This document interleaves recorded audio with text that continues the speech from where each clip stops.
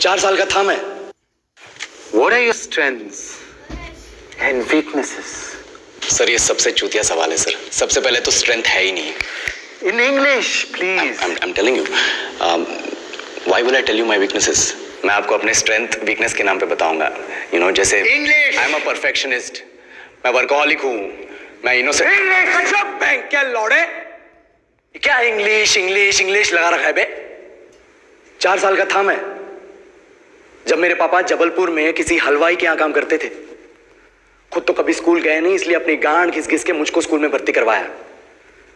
अब कहने के लिए तो वो इंग्लिश मीडियम स्कूल था, लेकिन साले हमारे टीचर लोग खुद हिंदी में बात करते थे। हमारे स्कूल के लड़के एक दूसरे से यो व्हाट्स अप डॉग ऐसे बात नहीं करते हैं। क्या भौंक रहा है तेरा लंडा आजकल है? ऐसे गले मिलते हैं। किसी तरह रट्टा मार मार के 10th तक पहुंचे तो पता चला कि जिंदगी में सफल होने के लिए एक ही तरीका है और वो है इंजीनियरिंग। सब यही कहते थे, माँ बाप, टीचर लोग, गली का वॉचमैन भी हमसे पूछता था, और भैया कैसी चल रही है आपकी तैयारी? भाग बेंचो, तुमको क्या करना है? इसलिए हमारे स्कूल के बच्चे हम सब पहुंच गए बकरों की तरह। मैं IIT, मैं NIT।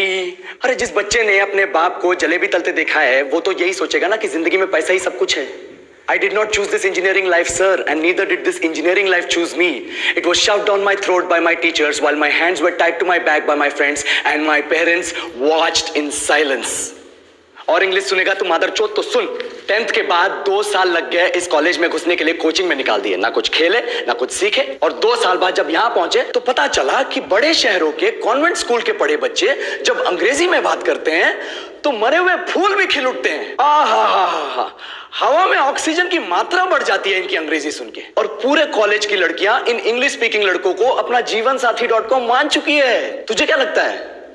मुझे कभी लगा नहीं कि मैं अपनी अंग्रेजी पे काम करूं, अपनी पर्सनालिटी पे काम करूं। बहुत लगा। ये चूतिया इंडस वैली सिविलाइजेशन का जो एजुकेशन सिस्टम बिठा के रखे हो, जिसमें हर साल में 10 सब्जेक्ट, हर सब्जेक्ट में theory, practical, viva, lab work, external, internal, majors, minors, assignment, project, thesis, गांड मार के रख लिया हमारी।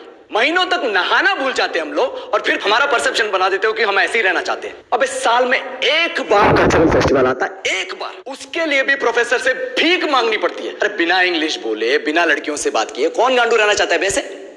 पर टाइम कहाँ है कुछ सीखने के लिए? लगे पड़े कोडिंग सीखने, 3 लैंग्वेज सीख रहे हैं अलग अलग इंग्लिश छोड़ के। लेकिन जब प्लेसमेंट्स की बात आई तो सबको एप्टीट्यूड चाहिए, पर्सनैलिटी चाहिए, इंग्लिश स्पीकिंग चाहिए। It is not that we can not speak English, sir. We are just very conscious of our diction and our pronunciation and we are not confident to speak in front of anyone else. If the curriculum was a little bit diverse, if the engineering colleges in our country focused on our all-round development instead of functioning like a goddamn factory that is just mass producing robots by killing their dreams and handing out degrees, I would not be sitting here in this pointless HR interview, the likes of which exist only in our country.